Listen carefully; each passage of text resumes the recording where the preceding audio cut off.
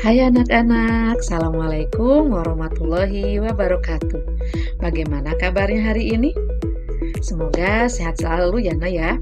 Baik anak-anak, hari ini kita akan belajar tentang cerita fabel.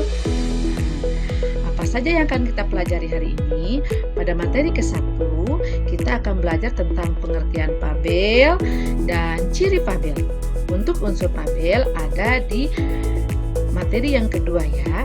Baik, berikutnya sebelum Ibu menyampaikan pengertian fabel, Ibu akan menampilkan dulu ilustrasi gambar. Di sini ada kura-kura dan kelinci, ada buaya dan kancil. Menurut kalian dari ilustrasi gambar tersebut, apanya cerita fabel itu? Ayo, apa? Iya, betul, hebat. Tokohnya semuanya binatang. Nah, anak-anak perlu diketahui, menurut KKBI, fabel berasal dari bahasa Latin, yaitu fabulat. Sedangkan fabel itu sendiri adalah cerita tentang kehidupan binatang yang berperilaku menyerupai manusia. Nah, sekarang udah paham ya pengertian dari fabel? Iya. Nah, sekarang setelah pengertian, kita akan masuk ke ciri fabel. Nah, yang pertama, satu seperti yang tadi, tokohnya seekor binatang. Nah, ini bisa singa, kelinci, tikus, gajah, lumba-lumba, kucing, jerapah, dan sebagainya. Jadi, dalam cerita fabel, tokohnya adalah binatang.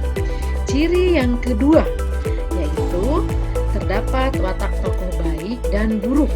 Jadi dalam cerita fabel itu ada yang berperan sebagai atau ada yang berperan yang memiliki karakter baik, dan ada juga yang berperan dengan karakter yang jahat. Nah, kemudian berikutnya adalah yang ketiga, tokoh binatang dapat berbicara seperti manusia. Dalam cerita fabel, seolah-olah binatang-binatang tersebut atau tokoh-tokoh binatang tersebut dapat berbicara seperti kita manusia, tapi hanya di cerita fabel ya Nak ya. Berikutnya yaitu ciri yang keempat, menggunakan latar alam. Alam di sini bisa hutan, laut, gunung, pantai, dan sebagainya. Kemudian ciri yang kelima yaitu menggunakan bahasa naratif. Dalam cerita fabel, bahasa yang digunakan itu sangat ringan. Itu menguraikan isi cerita sehingga pembaca atau yang melihat cerita fabel itu mudah memahaminya. Ya, jadi bersifat menguraikan secara jelas dan ringan ya Nak ya. Kemudian ciri yang keenam yang terakhir, memiliki cerita adanya sebab akibat. Dalam cerita fabel ada tokoh jahat dan atau tokoh baik. Ketika seseorang atau berkarakternya jahat, ketika dia melakukan suatu atau kejahatan, maka akan dibalas. Tapi jika dia berbuat kebaikan, maka akan mendapatkan kebaikan pula. Jika misalnya ada tokoh buaya yang jahat, yang rakus, maka nanti dapat ganjarannya ya. Tapi jika seperti tokoh kancil yang cerdik, yang pintar, yang baik hati, maka akan selalu disenangi ya. Baik anak-anak. Nah, berikutnya, ini adalah materi kita yang pertama, pengertian dan ciri fabel. Nah, ini Ibu sekilas nih buat untuk nanti materi kita yang kedua, unsur intrinsik fabel.